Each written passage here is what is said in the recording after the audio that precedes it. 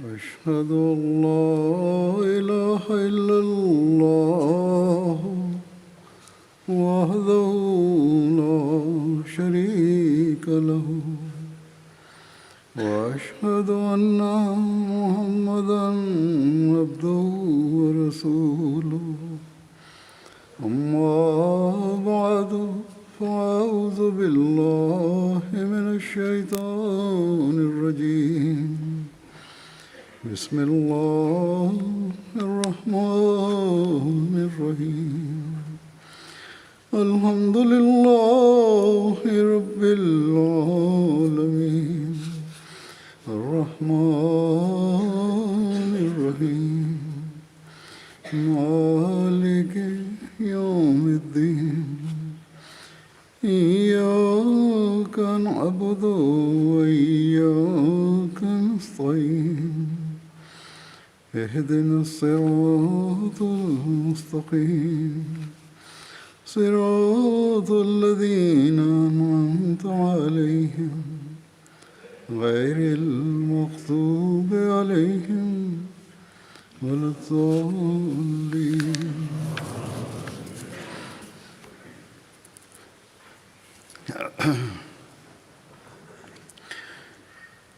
اللہ تعالیٰ نے حضرت صلی اللہ علیہ وسلم پر دین و شریعت کو کامل کیا، مکمل کیا. تو قرآن کریم میں یہ اعلان فرمایا کہ الیوم اکملت لکم دینکم واتممت علیکم نعمتی ورضیت لکم الاسلام دینا. آج کے دن میں نے تمہارے لیے تمہارا دین کامل کر دیا اور تمہیں اپنی نعمت تمام کر دی، اور میں نے اسلام کو تمہارے لیے دین کے طور پر پسند کر لی. بس یہ اللہ تعالیٰ کا بہت بڑا احسان ہے مسلمانوں پر کہ ان کے لیے ایک کامل اور مکمل شریعت عطا فرمائی. اور یہ دعویٰ صرف اسلام کا ہے، کسی دوسرے مذہب کا نہیں، کہ اب آخری دین اسلام ہی ہے جو اللہ تعالیٰ کا پسندیدہ دین ہے. اور اگر اللہ تعالیٰ کی رضا چاہیے تو اسلام قبول کیے بغیر، اس کی تعلیم پر عمل کیے بغیر کوئی چارہ نہیں. اللہ تعالیٰ یہ اعلان فرما رہا ہے کہ قرآنی تعلیم ہی ہے جو اب انسان کی اخلاقی اور روحانی ترقی کا واحد ذریعہ ہے، بلکہ یہ تعلیم اس قدر کامل ہے کہ مادی ترقی کے لیے بھی، کے راستوں کے لیے بھی یہی تعلیم ہے اور ان کی طرف لے کر جاتی. بس جب اللہ تعالیٰ اس تعلیم کے متعلق اکملتو کا اعلان فرماتا ہے تو اس کا مطلب ہے کہ انسان کی تمام تر صلاحیتیں، اخلاقی ہوں، روحانی ہیں، جسمانی، ان کا حصول قرآن کریم پر عمل کرنے سے ہی ہو سکتا ہے. اور اس کامل تعلیم اور اس کی کامل تعلیم جو ہے صرف قرآن کریم سے مل سکتی ہے اگر اس پہ حقیقی عمل کرنا ہے. اور اتمام تو کہہ کر یہ اعلان فرمایا اور پوری قوت سے فرما دیا کہ جو کچھ بھی انسان کی ضروریات تھیں ان کو ہر لحاظ سے پورا کرنے والا صرف قرآن کریم ہے. کوئی ایسی ضرورت نہیں جس کا قرآن کریم نے احاطہ نہ کیا ہو، چاہے وہ انسان کی مادی ضروریات ہیں یا روحانی اور اخلاقی معیاروں کو حاصل کرنے کی ضروریات اور طریقے ہیں. جو بھی ایک انسان انصاف کی نظر سے دیکھنا چاہے وہ قرآن کریم کی تعلیم میں موجود ہے. بس اس آیت کے ساتھ قرآن کریم نے اعلان فرما دیا کہ اب انسان کی بقا اس تعلیم کے ساتھ ہی وابستہ ہے. اور یہ تعلیم کل زمانے اور تمام دنیا کے انسانوں کے لیے، اور قرآن کریم سے پہلے نازل ہونے والی تمام تعلیمات جو مختلف انبیاء پر اتریں وہ وقتی اور اس زمانے کے لحاظ سے تھی، تمام انسانیت کے لیے نہیں تھی۔ حضرت مسیح موعود علیہ السلام نے اس کی وضاحت میں یہ بھی اعلان فرمایا کہ اس سے یہ ثابت ہوتا ہے کہ حضرت صلی اللہ علیہ وسلم کی بعثت کا مقصد پورا ہو گیا، اور آپ ہی وہ کامل اور آخری نبی ہیں جن پر اس کمال درجے کی شریعت نازل ہوئی۔ بس یہ ہمارا عقیدہ ہے اور اس پر ہمیں ایمان ہے۔ حضرت مسیح موعود علیہ السلام پر اعتراض کرنے والے یہ اعتراض کرتے ہیں کہ جب یہ عقیدہ ہے اور قرآن کریم کو آخری شریعت اور حضرت صلی اللہ علیہ وسلم کو آخری نبی مانتے ہیں تو پھر آپ کے دعوے کی کیا حیثیت ہے؟ حضرت مسیح علیہ السلام کا دعویٰ پھر کیا ہے؟ اور آپ کے پھر اس زمانے میں آنے کی ضرورت ہی کیا تھی؟ تو اس کا جواب تو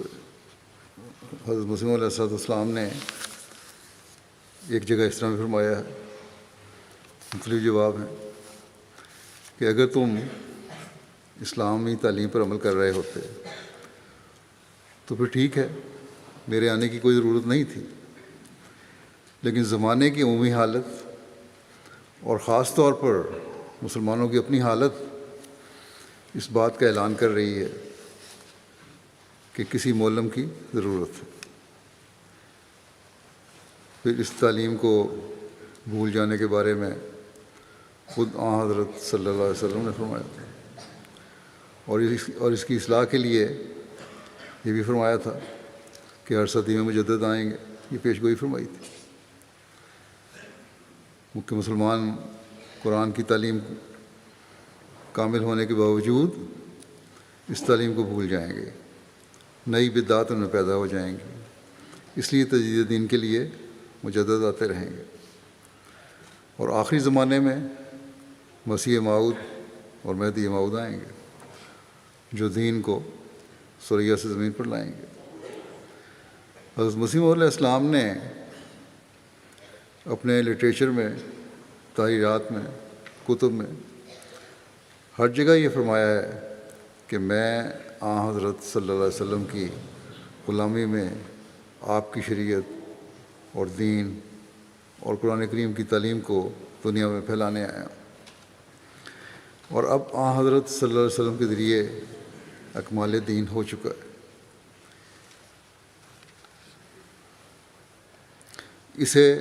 اور اسی تعلیم کو ہی دنیا کے ہر کونے میں پہنچانے آیا۔ تعلیم کی تکمیل قرآن کریم کے حضرت صلی اللہ علیہ وسلم پر نازل ہونے سے ہوئی، اور اس زمانے میں کیونکہ اشاعت ہدایت اور تعلیم کے وسائل نہیں تھے، اس لیے اس کی اشاعت کے لیے اس زمانے میں اپنے وعدے کے مطابق اللہ تعالیٰ نے حضرت صلی اللہ علیہ وسلم کے غلام صادق کو بھیجا۔ بس یہی کام ہے جسے حضرت مسیح موعود علیہ السلام نے سر انجام دیا، اور اسی کے جاری رکھنے کے لیے جماعت احمدیہ کا قیام عمل میں آیا، اور یہی کام ہے جو جماعت احمدیہ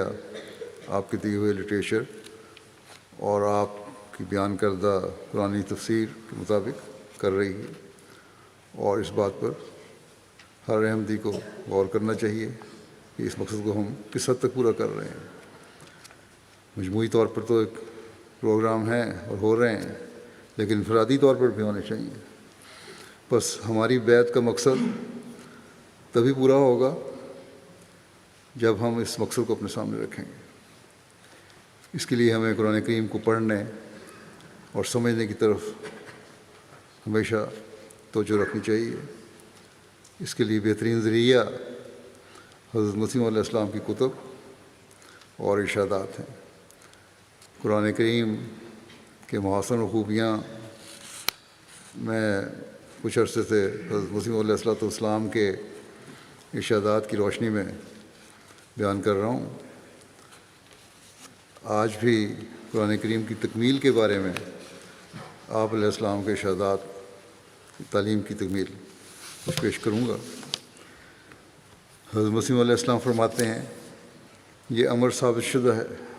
کہ قرآن شریف نے دین کے کامل کرنے کا حق ادا کر دیا، جیسا کہ خود فرماتا ہے، الیوم اکملت لکم دینکم واتممت علیکم نعمتی ورضیت لکم الاسلام دینا، یعنی آج میں نے تمہارا دین تمہارے لیے کامل کر دیا ہے اور اپنی نعمت تم پر پوری کر دی، اور میں اسلام کو تمہارا دین مقرر کر کے خوش ہوا۔ سو قرآن شریف کے بعد کسی کتاب کو قدم رکھنے کی جگہ نہیں، کیونکہ جس قدر انسان کی حاجت تھی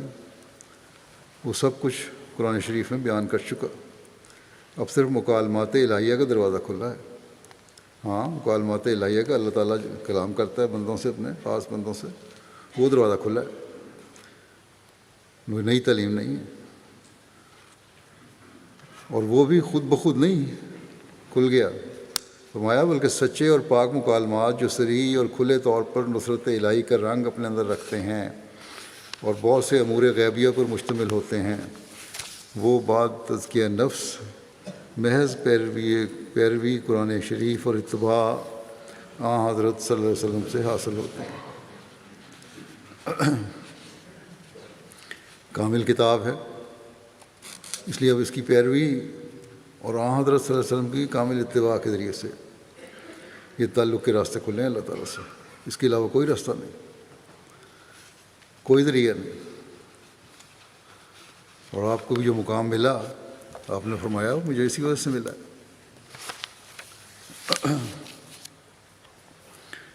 پھر قرآن کریم کے کامل ہدایت ہونے کے بارے میں آپ مزید فرماتے ہیں ایک جگہ کہ قرآن شریف صرف اتنا ہی نہیں چاہتا کہ انسان ترک شر کر کے سمجھ لے کہ بس اب میں صاحب کمال ہو گیا، برائیاں چھوڑ دیں تو کمال نہیں حاصل ہو گیا، بلکہ وہ تو انسان کو اعلیٰ درجے کے کمالات اور اخلاق فاضلہ سے متصف کرنا چاہتا ہے۔ قرآن کریم تو صرف برائیاں چھڑوانا نہیں چاہتا، بلکہ اعلیٰ درجے کے کمالات اور اخلاق فاضلہ پیدا کرنا چاہتا ہے انسان میں، یعنی برائیاں بھی چھوڑنی ہیں اور پھر اس کی جگہ اعلیٰ اخلاق بھی اختیار کرنے ہیں، کہ اس سے ایسے اعمال و افعال سرزد ہوں جو بنی نوع کی بھلائی اور ہمدردی پر مشتمل ہوں، اور ان کا نتیجہ یہ ہو کہ اللہ تعالیٰ اس سے راضی ہو جائے۔ یہ نتیجہ نکلنا چاہیے کہ اللہ تعالیٰ راضی ہو جائے۔ بس یہ سوچ ہے جو ہم میں قرآن کریم کی تعلیم کے مطابق پیدا ہونی چاہیے۔ ہم اپنے جائزے لیں، کیا یہ سوچ ہماری ہے؟ ہم صرف پڑھنے کا دوسروں کی طرح دعویٰ کر رہے ہیں، یہ واقعی یہ تبدیلیاں بھی پیدا ہو رہی ہیں، اللہ تعالیٰ سے خاص تعلق بھی ہمارا پیدا ہو رہا ہے، رمضان میں بھی قرآن کریم پڑھا جاتا ہے، درس بھی سنتے ہیں، بس اس کو زندگی میں لاگو کرنا بھی ضروری ہے۔ اور ہم نے تو اپنے عہد بیت میں بھی عہد کیا ہوا ہے، 10 شرائط ان میں یہ لکھا ہوا ہے کہ قرآن شریف کی حکومت کو بکلی اپنے سر پر قبول کروں گا۔ بس اگر ہم میں سے ہر ایک اس رمضان میں اس پر عمل کرنے کا عہد کر لے اور قرآن کریم کی تعلیمات پر عمل کرنے کا ایک پکا ارادہ کر لے، تو جہاں ہم اپنی روحانیت میں ترقی کر رہے ہوں گے، وہاں ہمارا معاشرہ بھی ایک جنت نظیر معاشرہ بن رہا ہوگا۔ گھروں اور خاندانوں کے جھگڑے جو مختلف وقتوں میں پیدا ہوتے رہتے ہیں، محبت اور پیار میں بدل سکتے ہیں۔ پھر اس بات کی وضاحت فرماتے ہوئے کہ الہی شریعت کا تخم قرآن کریم کے زمانے میں اپنے کمال کو پہنچ گیا، فرماتے ہیں چونکہ قرآن شریف امر معروف اور نہی منکر میں کامل ہے، جو کام کرنے والے ہیں ان کی ہدایت دینے میں، اور جن سے روکا گیا ہے ان کے بارے میں بتانے میں کامل ہے، مکمل طور پر بتا دیا کیا کرنا ہے کیا نہیں کرنا۔ اور خدا نے اس میں یہی ارادہ کیا ہے کہ جو کچھ انسانی فطرت میں انتہا تک بگاڑ ہو سکتا ہے اور جس قدر گمراہی اور بدعملی کے میدانوں میں وہ آگے سے آگے بڑھ سکتے ہیں، ان تمام خرابیوں کی قرآن شریف کے ذریعے سے اصلاح کی جائے۔ اس لیے ایسے وقت میں اس نے قرآن شریف کو نازل کیا کہ جب کہ نوع انسان میں تمام خرابیاں پیدا ہو گئی تھیں، اور رفتہ رفتہ انسانی حالت نے ہر ایک بد عقیدہ اور بد عمل سے آلودگی اختیار کر لی تھی، اور یہی حکمت الہیہ کا تقاضا تھا کہ ایسے وقت میں اس کا کامل کلام نازل ہو، کیونکہ خرابیوں کے پیدا ہونے سے پہلے ایسے لوگوں کو ان جرائم اور بد عقائد کی اطلاع دینا کہ وہ ان سے بقولی بے خبر ہیں، یہ گویا ان کے گناہوں کی طرف خود ملان دیتا ہے۔ پہلے ہی بتا دینا کہ یہ گناہ ہیں اور ان کا پتہ ہی نہیں، ان کو تصور ہی کوئی نہیں ہے، تو یہ تو اس سے تو پھر گناہ پھیلتے ہیں۔ آج کل ہم یہی دیکھتے ہیں نظام تعلیم میں بچوں کو ایسی باتیں بتائی جاتی ہیں جنسی تعلقات کے بارے میں جن کا بچوں کو کوئی تصور ہی نہیں ہے، وہ پریشان حیران ہوتے ہیں۔ اب تو والدین نے بھی کہنا شروع کر دیا ہے کہ یہ کیا پڑھایا جا رہا ہے، بلکہ اسی کو نوٹس لیتے ہوئے محکمہ تعلیم نے بھی نوٹس لیا ہے، بعض اساتذہ حد سے زیادہ آگے بڑھ گئے ہیں کہ ایسی باتیں جن کا پتہ ہی نہیں تصور، وہ خود ان میں پیدا کی جا رہی ہیں، جو آج سے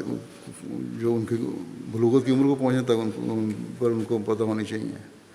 تو یہی قانون شریعت اور انسانی قانون میں فرق ہے، یہی قانون قرآن کریم کی ہدایت میں فرق ہے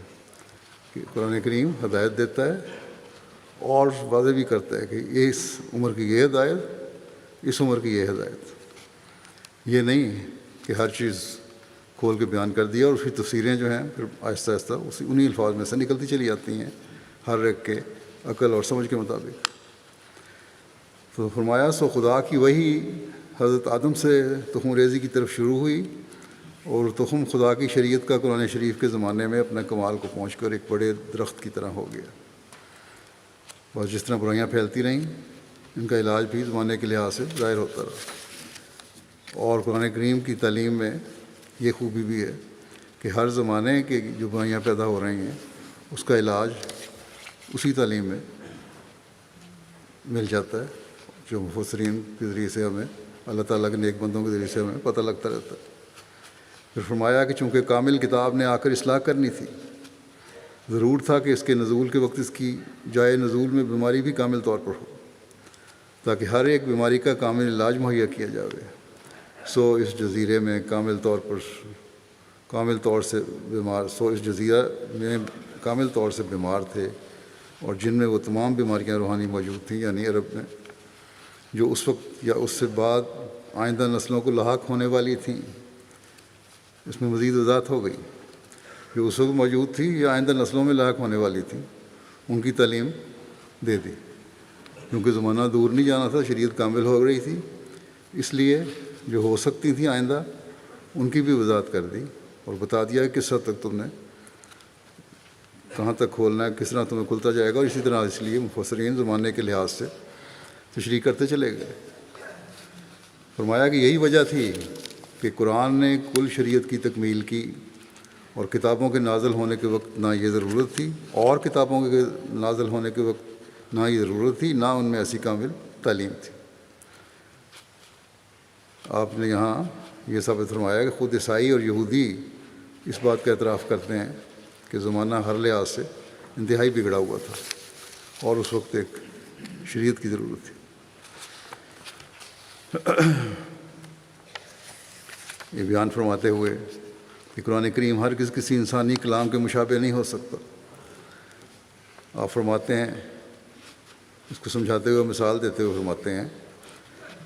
کہ جب چند متکلمین انشاء پرداز اپنی علمی طاقت کے زور سے ایک مضمون لکھنا چاہیں، اچھے بولنے والے، اچھے لکھنے والے اپنی علمی طاقت کے ذریعے سے مضمون لکھنا چاہیں کہ جو فضول اور کذب اور حشو اور لغو اور ہزل اور ہر یک محمل بیانی اور جریدہ زبانی اور دوسرے تمام امور مخل و بلاغت اور آفات منافی کمالات و جامعیت سے بکلی منزہ ہو، یعنی جو ہر قسم کے فضول قسم کا جھوٹ، بنائی ہوئی باتیں، لغو باتیں، بیہودہ باتیں، ٹھٹھے ہنسی وغیرہ، اور ہر ایک بیکار اور بیہودہ بات اور الجھی ہوئی پیچیدہ باتیں جن کی سمجھ نہ آئے انسان کو، اور ایسی ساری باتیں جس میں حکمت بھی نہ ہو اور بلاغت بھی نہ ہو، اور تو اچھا لکھنے والا ان سب فضولیات سے پاک باتیں لکھنے کی کوشش کرتا ہے۔ یہی ایک اچھے لکھنے والے کی نشانی ہے کہ ہر قسم کی بیہودگیوں سے وہ پاک ہو، اس کا کلام منزہ اور پاک ہو۔ اور فرمایا کہ اور سراسر حق اور حکمت اور فصاحت اور بلاغت اور حقائق اور معارف سے بھرا ہوا ہو، تو ایسے مضمون کے لکھنے میں نہ صرف وہ پاک ہو بلکہ معارف سے بھرا ہوا بھی ہو، تو ایسے مضمون کے لکھنے میں وہی شخص سب سے اول درجے پر رہے گا کہ جو علمی طاقتوں اور وسعت معلومات، عام واقفیت اور ملکہ علوم دقیقہ میں سب سے اعلیٰ اور مشق اور ورزش املاء اور انشاء میں سب سے زیادہ تر فرسودہ روزگار ہو، بڑا اچھا ہو، پڑھا لکھا ہو، عالم ہو، تجربہ کار ہو، وہی ایسا مضمون لکھ سکتا ہے جو ان ساری چیزوں سے پاک ہوں۔ اور ہرگز ممکن نہ ہوگا کہ جو شخص اس سے استعداد میں، علم میں، لیاقت میں، ملکے میں، ذہن میں، عقل میں کہیں فروتر اور متنزل ہے، بہت نیچے گرا ہوا ہے، وہ اپنی تحریر میں من حیث الکمالات اس سے برابر ہو جائے۔ جس میں یہ صلاحیتیں نہیں، وہ برابر تو نہیں ہو سکتا اس کے۔ فرمایا مثلا ایک طبیب حاذق ہے جو علم ابدان میں مہارت تامہ رکھتا ہے، ایک ڈاکٹر ہے، بڑا ایکسپرٹ ڈاکٹر ہے، جس کو بڑی مہارت ہے، جس کو زمانہ دراز کی مشق کے باعث سے تشخیص امراض اور تحقیق عوارض کی پوری واقفیت حاصل ہے، صحیح طرح وہ ڈائگنوز کر لیتا ہے، اس کی جو امراض ہیں ان کے بھی ان کو مکمل طور پہ علم ہے، اور علاوہ اس کے فن سخن بھی یکتا ہے، ایک زائد چیز ہے اس میں، سخن دان بھی ہے، اور نظم اور نثر میں سر آمد روزگار ہے، بہت اچھا ہے، بہت ممتاز ہے۔ جیسے وہ ایک مرض کے حدوث کی کیفیت اور اس کی علامات، یعنی جب مرض پیدا ہوتا ہے اس کی کیفیت اور علامات اور اسباب فصیح اور وسیع تقریر میں بکمال صحت و حقانیت اور بے نہایت متانت و بلاغت بیان کر سکتا ہے۔ اس کے مقابلے پر کوئی دوسرا شخص جس کو فن طبابت سے ایک ذرہ مس نہیں اور فن سخن کی نزاکتوں سے بھی ناآشنا محض ہے، ممکن نہیں کہ مثل اس کے بیان کر سکے۔ دوسرا شخص جس میں یہ خصوصیاں پائی نہیں جاتی وہ تو بیان نہیں کر سکتا یہ ساری باتیں، جتنا کہ ایک علم رکھنے والا اپنے جو پیشہ ہے اس میں بھی مہارت رکھنے والا ہے، اور اس کے علاوہ بیان بھی اچھا کر لیتا ہے اور تحقیق بھی کرنے والا ہے، وہ اس کی طرح نہیں ہو سکتا جس کا علم بہت محدود ہو۔ بہرحال وہ اوپر ہے اس سے۔ فرمایا کہ یہ بات بہت ہی ظاہر اور عام فہم ہے کہ جاہل اور عاقل کی تقریر میں ضرور کچھ نہ کچھ فرق ہوتا ہے، اور جس قدر انسان کمالات علمیہ رکھتا ہے وہ کمالات ضرور اس کی علمی تقریر میں اس طرح پر نظر آتے ہیں جیسے ایک آئینہ صاف میں چہرہ نظر آتا ہے، اور حق اور حکمت کے بیان کرنے کے وقت وہ الفاظ کہ جو اس کے منہ سے نکلتے ہیں اس کی لیاقت علمی کا اندازہ معلوم کرنے کے لیے ایک پیمانہ تصور کیے جاتے ہیں، اور جو بات وسعت علم اور کمال عقل کے چشمے سے نکلتی ہے اور جو بات تنگ اور منقبض اور طریق اور محدود خیال سے پیدا ہوتی ہے، ان دونوں طور کی باتوں میں کس قدر فرق ہے۔ ایک علم عرفان کا چشمہ ہے، ایک بالکل سطحی قسم کی باتیں ہیں،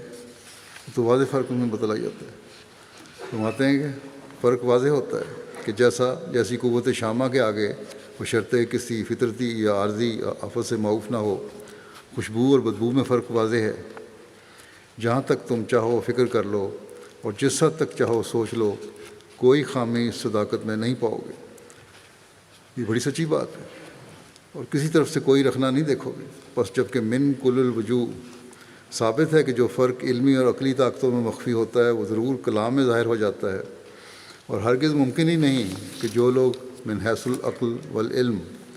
افضل اور اعلیٰ ہیں وہ فساد بیانی اور رفت معانی میں یکساں ہو جائیں۔ علم و عرفان والے بہرحال اوپر رہیں گے، برابر نہیں ہو سکتے ایک عام آدمی کے، اور کچھ مابعل امتیاز باقی نہ رہے۔ تو اس صداقت کا ثبوت ہونا اس دوسری صداقت کے ثبوت کو مستلزم ہے کہ جو کلام خدا کا کلام ہو، اس کا انسانی کلام سے اپنے ظاہری اور باطنی کمالات میں برتر اور اعلیٰ اور عظیم المثال ہونا ضروری ہے۔ بس یہ مثال سے یہ ثابت ہوتا ہے کہ اللہ تعالیٰ کا کلام تو ان سب سے اعلیٰ ہے، کہ اللہ تعالیٰ ہی تمام علوم کا احاطہ کیے ہوئے ہے، اس جتنا علم تو کسی کو بھی نہیں، کیونکہ خدا کے علم تام سے کسی کا علم برابر نہیں ہو سکتا۔ اور اسی کی طرف خدا نے بھی اشارہ فرما کر کہا ہے، فَإِلَّمْ يَسْتَجِيبُوا لَكُمْ فَاعْلَمُوا أَنَّمَا أُنزِلَ بِعِلْمٍ، یعنی اگر کفار اس قرآن کی نظیر پیش نہ کر سکیں اور مقابلہ کرنے سے عاجز رہیں تو تم جان لو کہ یہ کلام علم انسان سے نہیں بلکہ خدا کے علم سے نازل ہوا ہے۔ جب پیش ہی نہیں کر سکتے مثال تو پھر ظاہر ہے کہ یہ انسان کا کلام نہیں، یہ خدا کا کلام ہے، جس کے علم وسیع اور تام کے مقابلے پر علوم انسانیہ بے حقیقت اور ہیچ ہیں۔ اس آیت میں برہان انی کی طرز پر اثر کے وجود کو مؤثر کے وجود کی دلیل ٹھہرائی ہے۔ فرماتے ہیں جس کے دوسرے لفظوں میں خلاصے کا مطلب یہ ہے، خلاصہ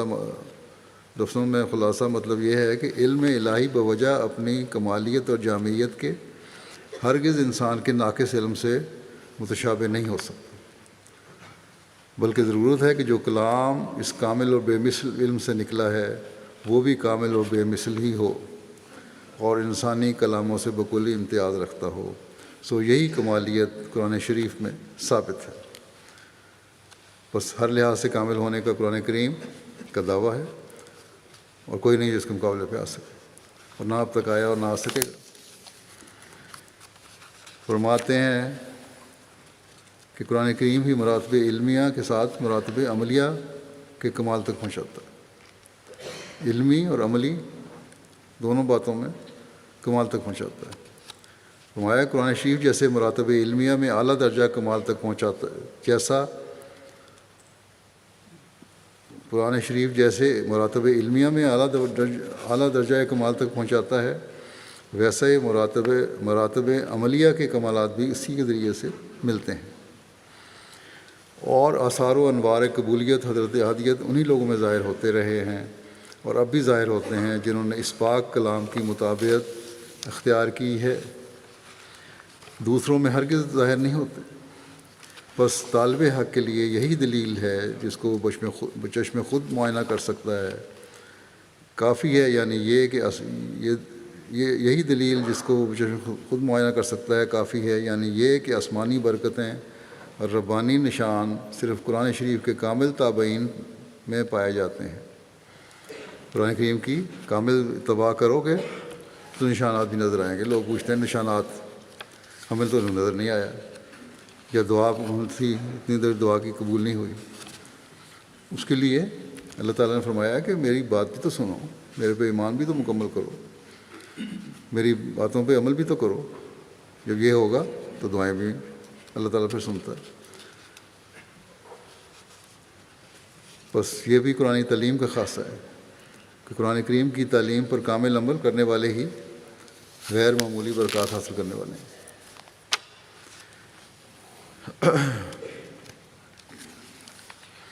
آپ نے فرمایا قرآن کریم نے کمال اعجاز سے تمام دینی صداقتوں پر احاطہ کیا ہے۔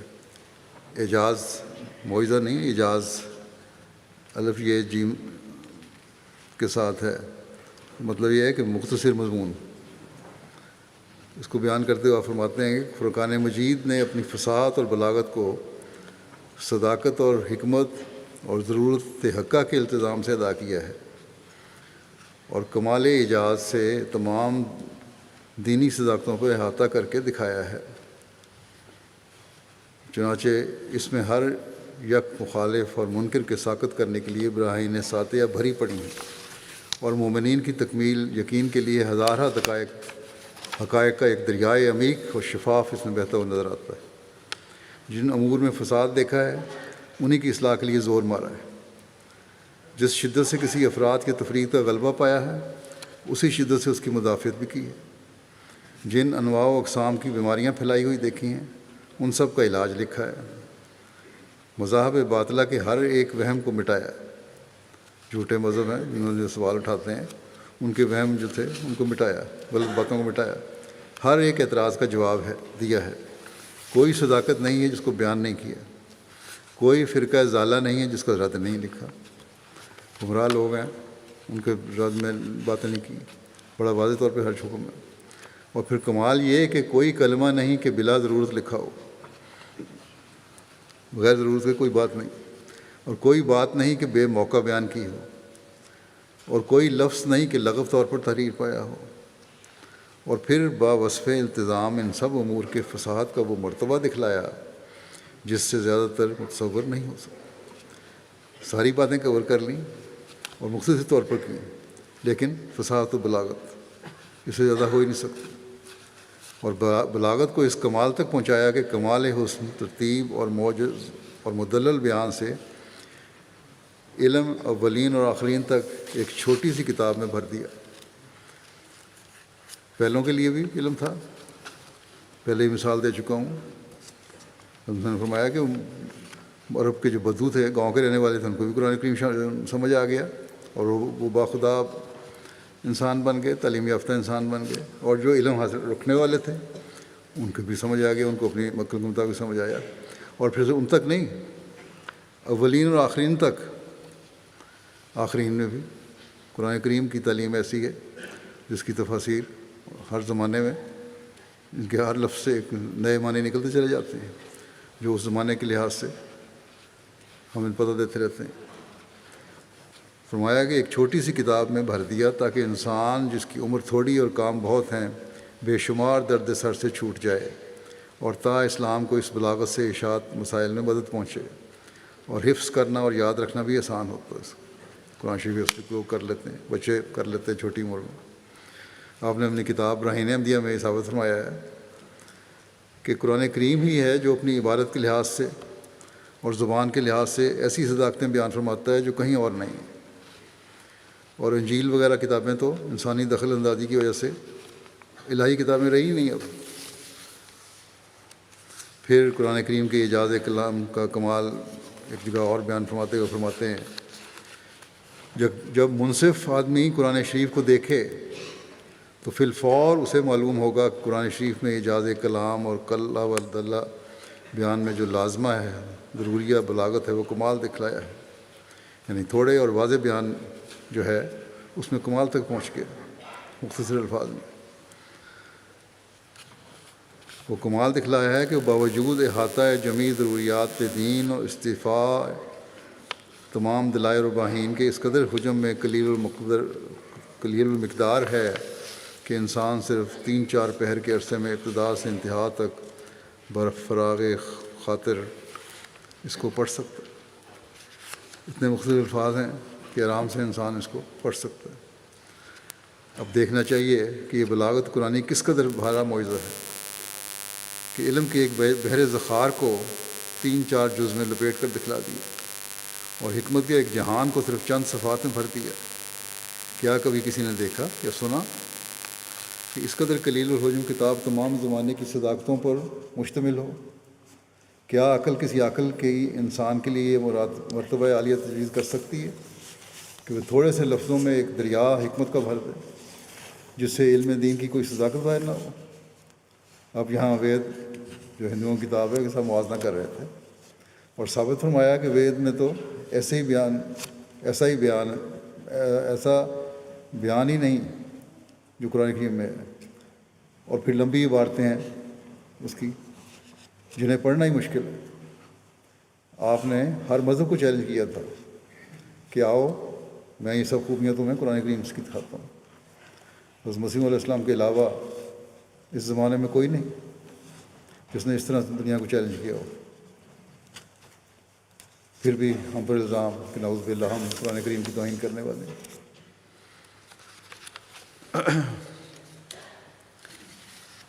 قرآن کریم کا زمانہ کامل تعلیم کا مقتضی تھا.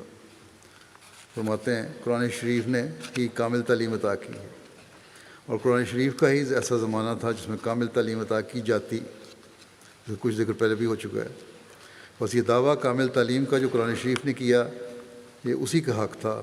اس کے سوا کسی آسمانی کتاب نے ایسا دعویٰ نہیں کیا. فرمایا ہمارے نزدیک تو مومن وہی ہے جو قرآن شریف کی سچی پیروی کرے اور قرآن شریف ہی کو خاتم الکتب یقین کرے. مومن کی یہ نشانی ہے. اور اسی شریعت کو جو حضرت صلی اللہ علیہ وسلم دنیا میں لائے تھے اسی کو ہمیشہ تک رہنے والی مانے، اور اس میں ایک ذرہ بھر اور ایک شوشہ بھی نہ بدلے،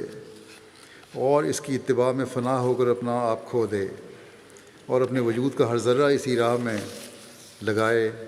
عملاً اور علماً اس کی شریعت کی مخالفت نہ کرے، تب پکا مسلمان ہوتا ہے. اب یہ ہمیں جائزے کی ضرورت ہے. قرآن کریم کے آخری کتاب ہونے کے بارے میں اب فرماتے ہیں کہ قرآن شریف ایسے زمانے میں آیا تھا کہ جس میں ہر ایک طرح کی ضرورتیں تھیں کہ جن کا پیش آنا ممکن ہے پیش آ گئی تھیں، جن کا پیش آنا ممکن ہے پیش آ گئی تھیں، یعنی تمام امور اخلاقی اور اعتقادی اور قولی اور فعلی بگڑ گئے تھے، اور ہر ایک قسم کا افراط اور تفریط اور ہر ایک نوع کا فساد اپنے انتہا کو پہنچ گیا تھا. اس لیے قرآن شریف کی تعلیم بھی انتہائی درجہ پر نازل ہوئی. بس انہی معنوں سے شریعت فرقانی مختتم اور مکمل ٹھہری اور پہلی شریعتیں ناقص رہیں، کیونکہ پہلے زمانوں میں وہ مفاسد کہ جن کی اصلاح کے لیے الہامی کتابیں آئیں وہ بھی انتہائی درجہ پر نہیں پہنچے تھے، اور قرآن شریف کے وقت میں وہ سب اپنے انتہا کو پہنچ گئے تھے. بہت سے لوگ سوال کرتے رہتے ہیں، لکھ کے بچے یا نوجوانی میں قدم رکھنے والے، ان کے لیے جواب ہے پہلے وہ باتیں انتہا کو نہیں پہنچتی، یہاں انتہا کو بھی پہنچ گئی، اس لیے تعلیم بھی انتہا کو پہنچ گئی. اس لیے قرآن کریم نازل ہوا، اور اس لیے حضرت صلی اللہ علیہ وسلم کے ذریعے سے اسلام کی بنیاد پڑی. بس اب قرآن شریف اور دوسری الہامی کتابوں میں فرق یہ ہے کہ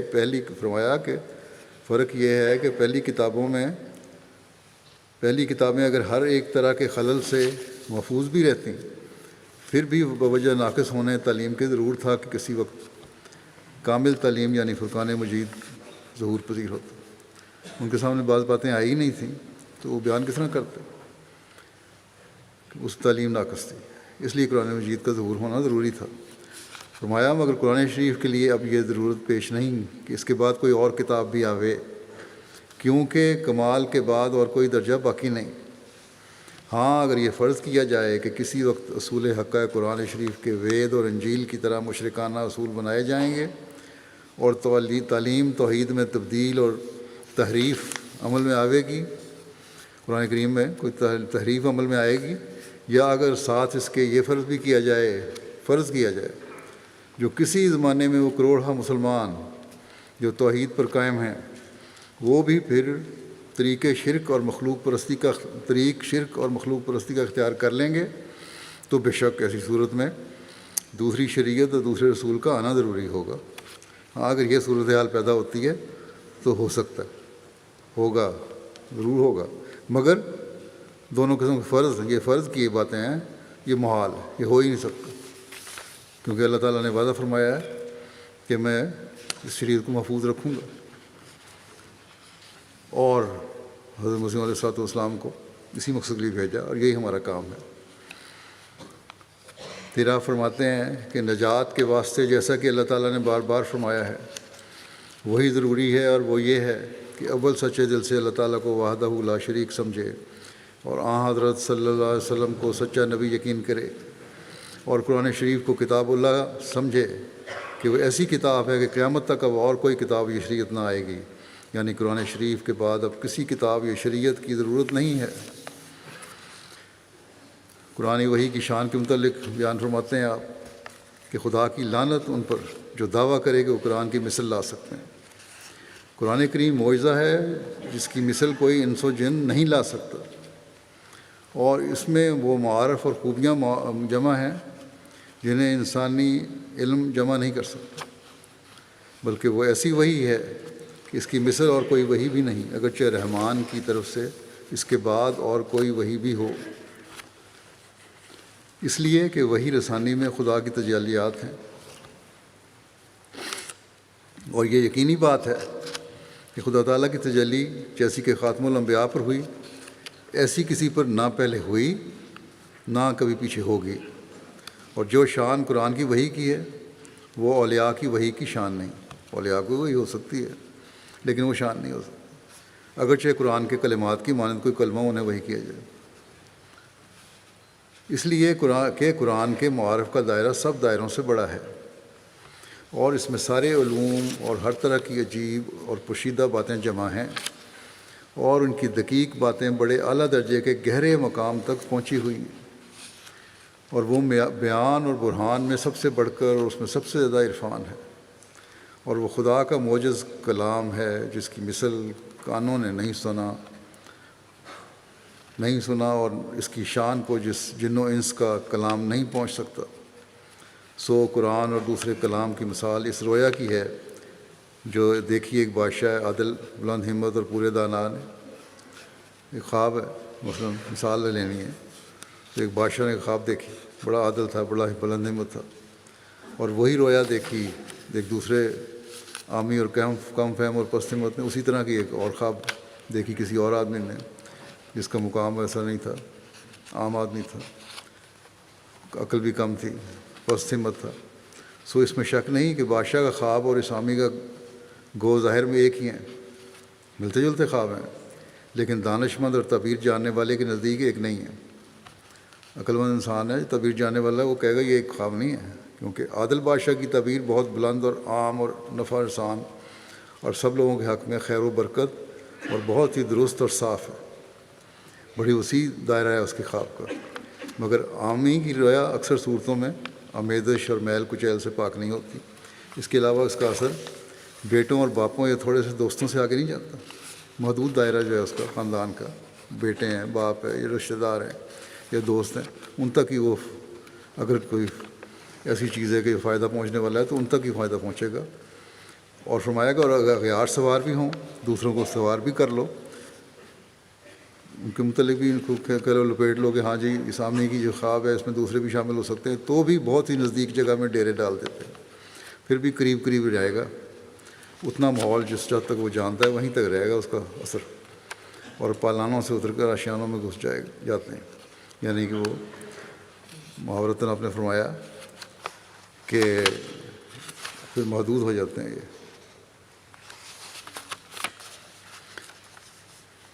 ان کی وسعت جو ہے اس قدر ہو ہی نہیں سکتی، مگر قرآن کریم کے سواروں کا یہ حال ہے کہ وہ آبادی کے ہر دائرے کو قطع کرتے ہیں، بڑے وسیع ہیں۔ قرآن کریم ایک کتاب ہے جس کے نیچے عرفان کے دریا بہتے ہیں، اور کسی گویائی کا پرندہ اس سے فوق اڑ نہیں سکتا، اس سے زیادہ کوئی اور بیان کر ہی نہیں سکتا، اور ہر پونجی والا اس کے خزانوں اور دفینوں سے کچھ لیتا ہے، اور میرے نزدیک ہر متکلم اس قرضے میں مبتلا ہونے کے بغیر محض تہی دست ہے۔ اگر یہاں سے نہیں فائدہ اٹھایا تو کسی کا کلام صحیح کلام ہو ہی نہیں سکتا، اور قرض دار سے سخت تقاضا کیا جاتا ہے اور سخت کوشش کی جاتی ہے کہ قاضی تک پہنچا کر اس سے روپیہ وصول کیا جائے، مگر قرآن کریم تنگ دستوں کو صدقات دیتا اور ساری تنگیاں اور دور کرتا، بلکہ اخلاص والوں کو سونے کی ڈلیاں دیتا۔ دوسرے تو لوگ تو اپنے قرض داروں سے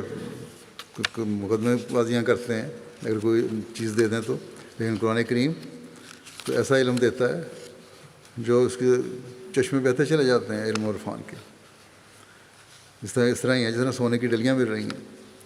اور اپنے قرض داروں کو مہلت دینے کا احسان نہیں جتاتا بلکہ ان کو سونا اکٹھا کرنے کی ترغیب دیتا ہے۔ فرمایا ہم تو اول کوزے بنے پھر قرآن کے دریا سے لبالب۔ میرا حال پوچھتے ہو تو میں تو پہلے ایک پیالہ بنا، کوزہ بنا، اور پھر جو قرآن کریم کا دریا ہے اس کے پانی سے میں نے اپنے آپ کو بھرا۔ عربی عبارت میں اس طرح، کیونکہ یہ ہے اس لیے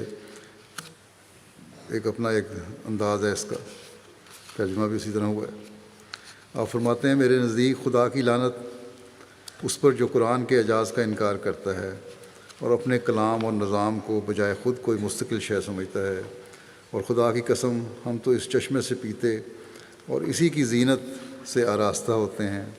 اسی سبب تو ہمارے کلام میں نور اور صفا ہوتی ہے اور ہماری گویائی میں روشنی اور شفا اور تازگی اور خوبصورتی چمکتی ہے، اور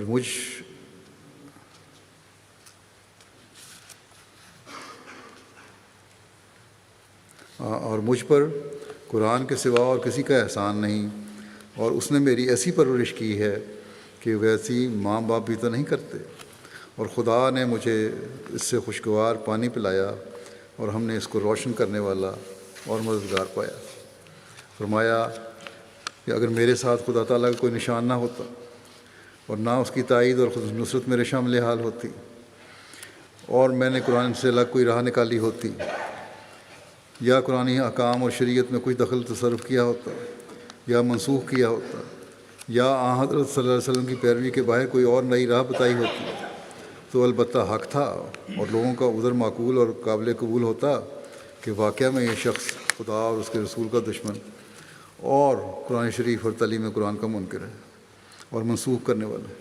اگر کوئی ایسی بات ہوتی جو میں نے قرآن اور آن صلی اللہ علیہ وسلم کے ارشادات سے باہر کی ہے تو یقیناً تمہارا حق ہے، ضرور کہتے یہ بات۔ منسوخ کرنے والا ہے، فاسق ہے، کہ یہ بھی شک کہہ دیتے تم لوگ مجھے کہ فاسق ہے، فاجر ہے، مرتد ہے، مگر جب میں نے نہ قرآن میں کوئی تغیر کیا اور نہ پہلی شریعت کا جس کو آن حضرت صلی اللہ علیہ وسلم لائے تھے ایک شوشہ اور نقطہ میں نے بدلا، بلکہ میں قرآن اور احکام قرآنی کی خدمت اور آن حضرت صلی اللہ علیہ وسلم کے پاک مذہب کی خدمت کے واسطے کمر بستہ ہوں، اور جان تک میں نے اپنی اسی راہ میں لگا دی ہے،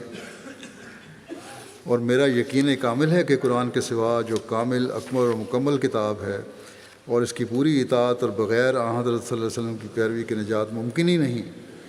اور قرآن میں کمی بیشی کرنے والے اور آن حضرت صلی اللہ علیہ وسلم کی اطاعت کا جوا اپنی گردن سے اتارنے والے کو کافر اور مرتد یقین کرتا ہوں۔ جو آن صلی اللہ علیہ وسلم کی پیروی سے باہر نکلتا ہے، اتباع سے باہر نکلتا ہے، ان کا جوا اپنی گردن سے اتارتا ہے، وہ تو مرتد ہے اور کافر ہے۔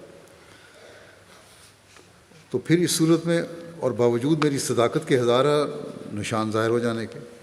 صرف یہی بات نہیں ہے، دعویٰ نہیں میرا، بلکہ اللہ تعالیٰ نے نشانات بھی دکھائے ہیں۔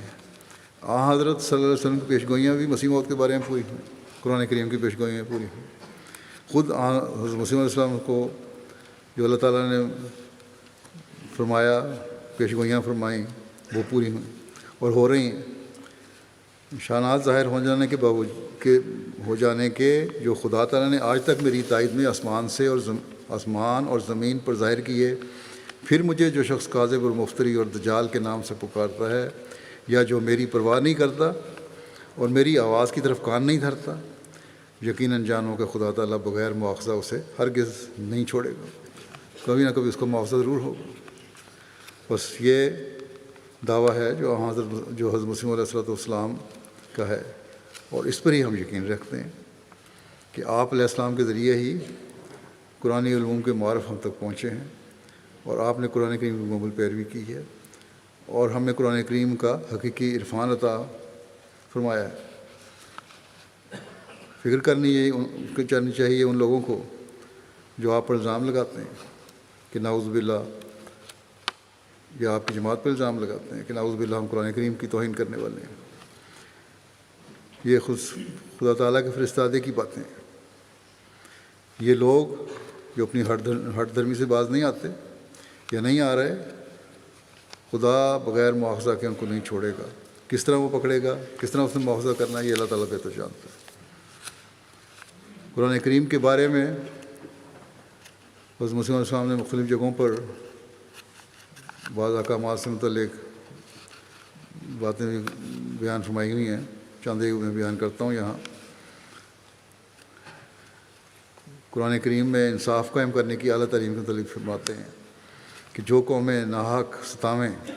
اور دکھ دیں اور خون ریزیاں کریں اور تعاقب کریں اور بچوں اور عورتوں کو قتل کریں، جیسا کہ مکہ والے کافروں نے کیا تھا، اور پھر لڑائیوں سے باز نہ آئیں۔ ایسے لوگوں کے ساتھ معاملات میں انصاف کے ساتھ برتاؤ کرنا کس قدر مشکل ہوتا ہے۔ اتنے ظلم کر رہے ہیں لوگ، پھر بھی ان سے انصاف کرنے کی تعلیم ہے، بڑا مشکل کام ہے۔ مگر قرآنی تعلیم نے ایسی جانی دشمنوں کے حقوق کو بھی ضائع نہیں کیا، اور انصاف اور راستی کے لیے وصیت کی ہے۔ بس یہ وہ اصول ہے جو معاشرے کے امن کی ضمانت ہے، دنیا کے امن کی ضمانت ہے۔ اگر آج یہ دنیاوی جنگوں میں ملوث قومیں جو ہیں اس اصول کو سمجھ لیں تو دنیا میں امن قائم ہو سکتا ہے، ورنہ جو حالات پیدا ہو رہے ہیں یہ خوفناک تباہی کی طرف لے کے جا رہے ہیں۔ چاہے وہ ایک ملک کی کوشش ہو یا دوسرے ملک کی کوشش ہو، ایک ملک میں جائیں سربراہ، دوسرے ملک میں جائیں، چین میں جائیں یا کہیں جائیں،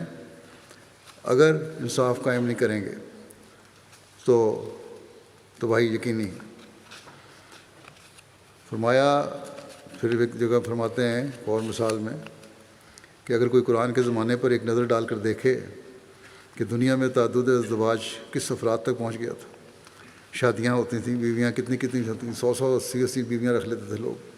اور کیسی بے اعتدالیوں سے عورتوں کے ساتھ برتاؤ کیا ہوتا تھا، کتنے ظلم ہوتے تھے عورتوں پر، تو اسے اقرار کرنا پڑے گا کہ قرآن نے دنیا پر یہ احسان کیا کہ ان تمام بے اعتدالیوں کو موقوف کر دیا۔ یہ تو اللہ تعالیٰ کا احسان ہے، قرآن کریم کی تعلیم کا احسان ہے کہ قرآن کریم کی تعلیم کے ذریعے سے اللہ تعالیٰ نے یہ ساری جو غلط قسم کی باتیں تھیں ان کو ختم کیا۔ عورت کی کوئی عزت نہیں تھی، شادیوں میں کوئی حد نہیں تھی، حقوق نہیں تھے، یہ ساری چیزیں قرآن کریم نے دلوائے ہیں، اور اسلام سے پہلے اس کا تصور بھی نہیں تھا۔ پھر ایک جگہ فرماتے ہیں کہ قرآن شریف صرف سماع کی حد تک محدود نہیں ہے، کیونکہ اس میں انسانوں کے سمجھانے کے لیے بڑے بڑے معقول دلائل ہیں، اور جس قدر عقائد اور اصول اور احکام اس نے پیش کیے ہیں، ان میں سے کوئی بھی ایسا امر نہیں جس میں زبردستی اور تحکم ہو۔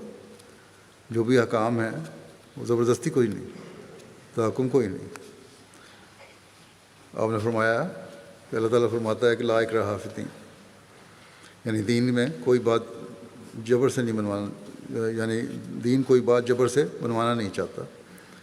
بلکہ ہر ایک بات کے دلائل پیش کرتا ہے، اور دلائل پیش کر کے پھر سامنے رکھتا ہے اور ماننے کی طرف توجہ دلاتا ہے۔ پھر قرآن کریم کی کامل تعلیم کا اعلان کرتے ہوئے دنیا کو چیلنج دیتے ہوئے فرماتے ہیں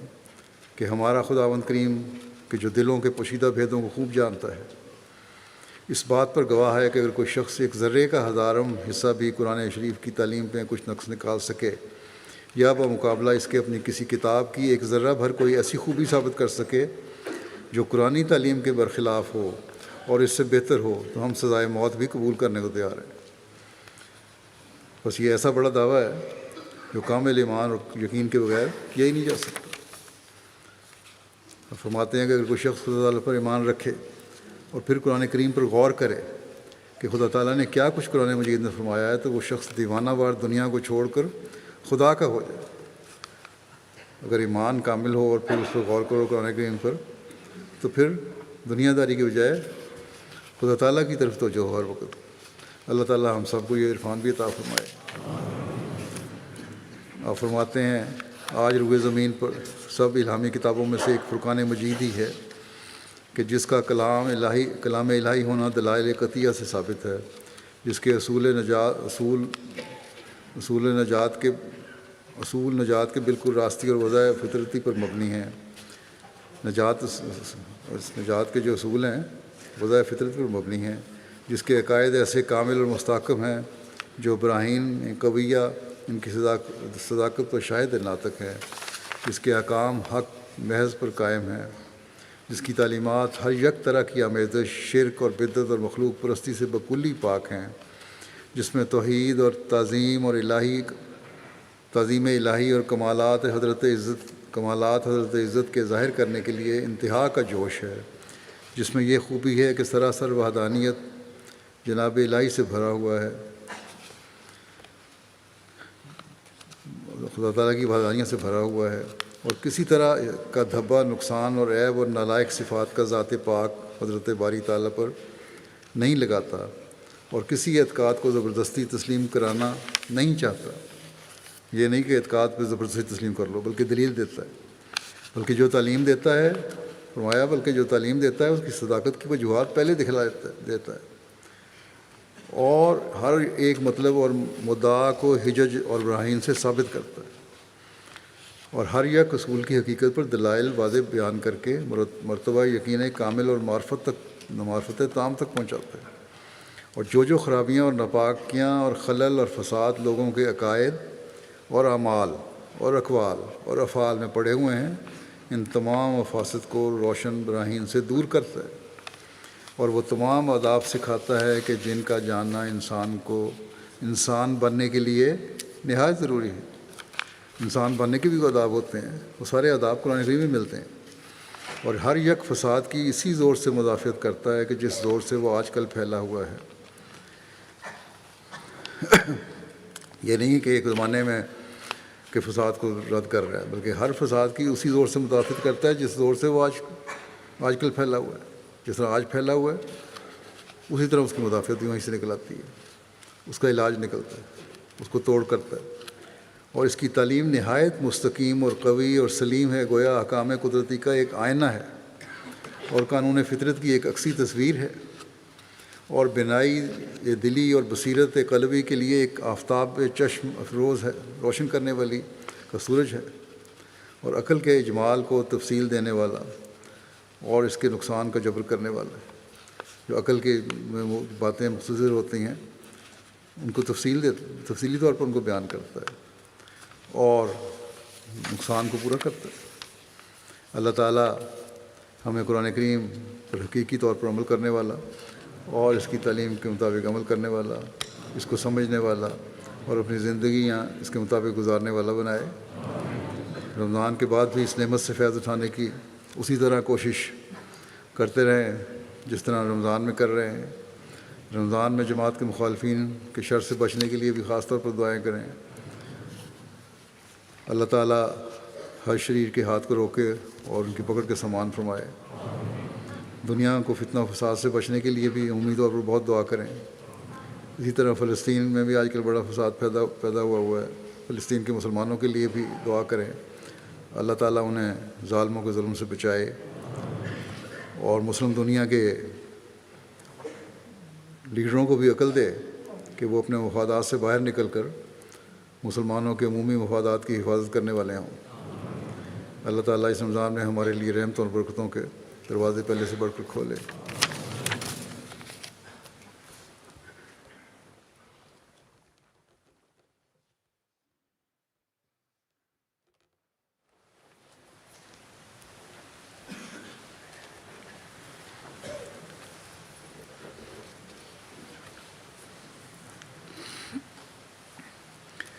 الحمد لله نحمده ونستعينه ونستغفره ونؤمن به ونتوكل عليه ونعوذ بالله من شرور أنفسنا ومن سيئات أعمالنا من يهده الله فلا مضل له ومن يضلل فلا هادي له ونشهد أن لا إله إلا الله ونشهد أن محمدا عبده ورسوله عباد الله رحمكم الله إن الله يأمر بالعدل والإحسان وإيتاء ذي القربى وينهى عن الفحشاء والمنكر والبغي يعظكم لعلكم تذكرون اذكروا الله يذكركم وادعوه يستجب لكم ولذكر الله أكبر